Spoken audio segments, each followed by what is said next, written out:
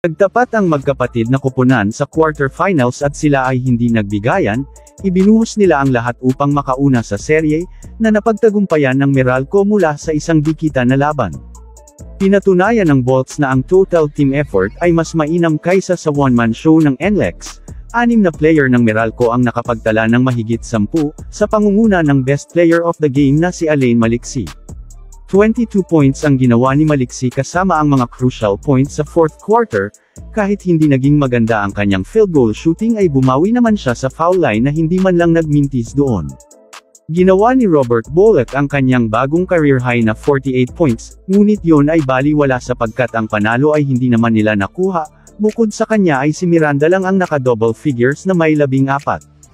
51% ng kabuuang puntos ng NLEX ay nanggaling kay Berto.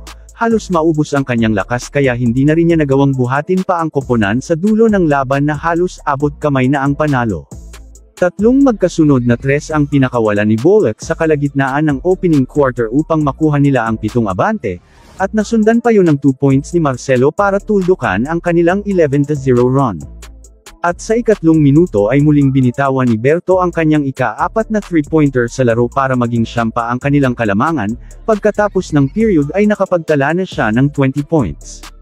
Ang 5 puntos na abante ng NLEX sa simula ng second period ay napalaki pa nila sa 12 puntos, yun ay dahan-dahan din na ibaba ng Meralco pero ang first half ay tinapos pa rin ng Road Warriors na abante ng 10. Pagkatapos na gawing 12 ng NLEX ang kanilang kalamangan sa simula ng third period ay bigla silang sinagot ng Bolts ng 7 sunod-sunod na puntos, at sa ika-8 minuto ay nailapit pa nila lalo ang pagitan sa 3. 2 beses pang napaabot ulit ng NLEX ang kanilang kalamangan sa 8, subalit ang Meralco ay mabilis lang din silang hinabol, natapos ang quarter na 2 puntos lang ang naglalayo sa dalawang koponan. At sa pagsisimula ng final quarter ay 4 na puntos agad ang na-score ng Bolts. Ang kalamangan ay muli nilang nahawakan magmula nung first quarter, ang abante nila ay umabot pa ng 6 mula sa dunk ni Newsom.